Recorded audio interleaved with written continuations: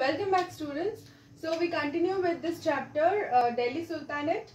Last day we have completed till the political setup under Delhi Sultanate. This session will be talking about socio-economic life under the Delhi Sultanate. So how was the socio-economic life under the leadership of the rulers in Delhi Sultanate?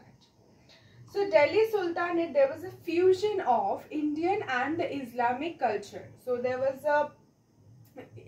a fusion of cultures. Hence, we are going to see a different type of socio-economic life. So many Indians embrace the new religions, that is Islam, and a number of religious and spiritual sects incorporating the beliefs of Hindu and Islamic religion came up. So the Indian society was divided into four major classes of people. That is the aristocrats, the priests, the townspeople, and the villagers. So these are the four types of different segments of class.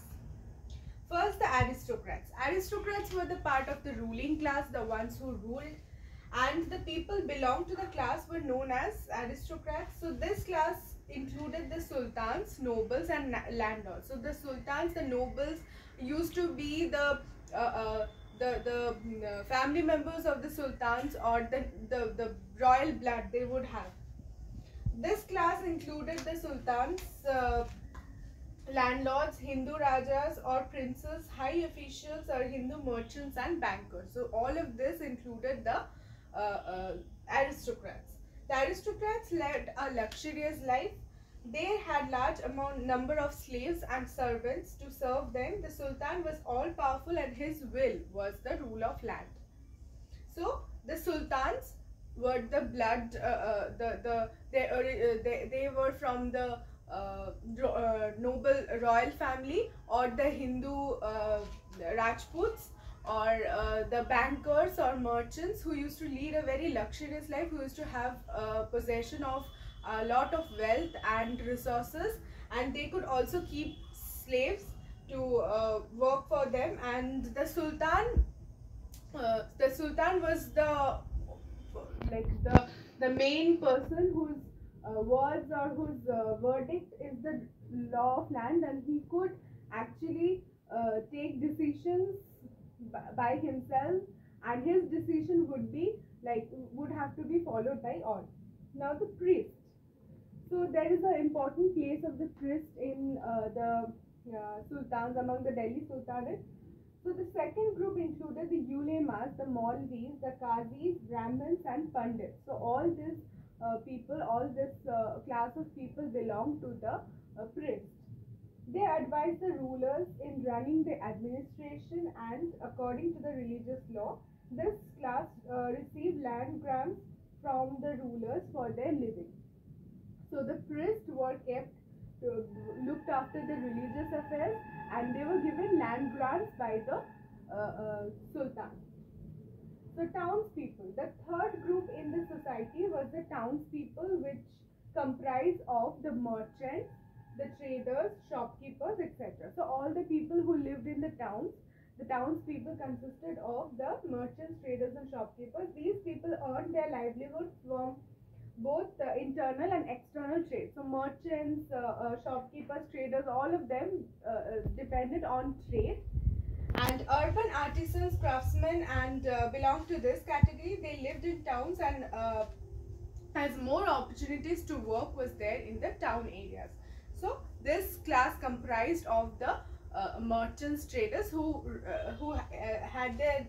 depended on the trade, and mostly they lived in the towns. So there were more opportunities of trade in the town areas. Now the last were the villagers. So farmers, peasants and other village dwellers were the fourth group of the society. This was the fourth class of the people. So there were poor, of course, and the villagers who lived in the villages were poor, and they lived a miserable life. They had to pay the land revenue from the portions of agricultural products, and they had to pay the taxes to the state, but were not given any benefit. So the people suffered a lot during this time, and because of the natural calamities, famines, floods, etc. So the villagers were basically poor and they used to suffer a lot. So this group of people used to suffer a lot as they had to pay the taxes without receiving any benefits as such. So these were the four classes of people.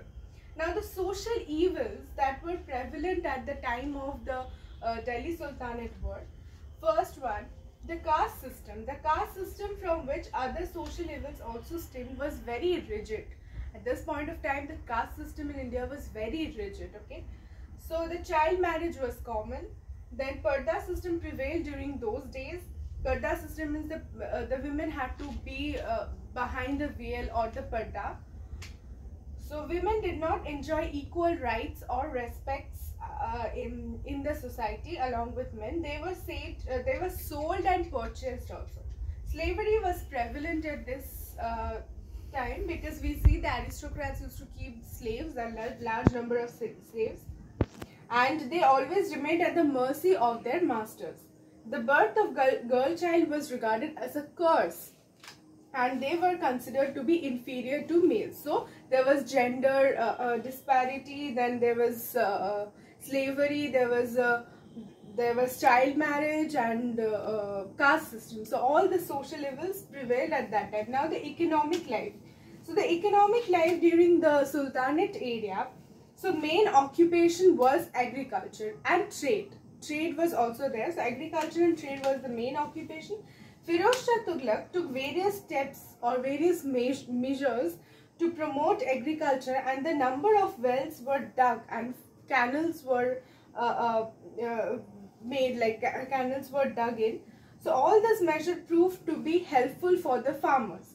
While in times of drought, peasants were provided with loans by the state. So we have already studied that Firoz Shah Tughlaq had actually worked a lot for the benefit of the people, and during his era the farmers were benefited a lot because of his welfare measures. So India had trade relations with China, East Africa and Arabia. So at that point of time, the demarcation of the boundaries, the international boundaries, was not proper. So India at that point of time had relations with China, East Africa, Arabia, and internal trade also flourished in the country. So in North India, Delhi was the main center of trade. It was also the main center of the Sultanate, and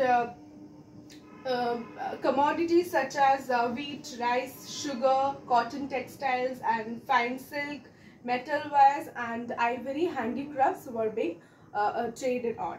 So Alauddin Khilji had introduced a number of economic reforms, due to which the prices of the essential commodities remained reasonable during his reign. So Firoz Shah Tughlaq abolished unjust taxes, which resulting in rapid growth in trade. So these are the welfare measures which were taken by Alauddin Khilji and Firoz Shah Tughlaq. So this helped in the growth of trade and the development of trade as well as agriculture. So Sikandar Lodi also introduced many economic reforms which encouraged trade and industry. Despite all the economic reforms, people had to bear the expenditure of the large army kept by the sultans. So local trade and agriculture got hampered during internal revolts and foreign invasions. So the dynasties which were not very capable of dealing with the internal revolts and the external aggression, during those time the people suffered a lot, and they had to, since there was a large army which was maintained at the cost of the revenue, so the people had to pay regular taxes. So at that point of time, during few of these rulers who had taken up various welfare measures, the people used to enjoy a lot of benefits, and there was an improvement in trade and agriculture. But in few other times, few economic reforms even after a few economic reforms, the people had to suffer hardships and difficulties because of natural calamities and external aggressions as well as internal revolts.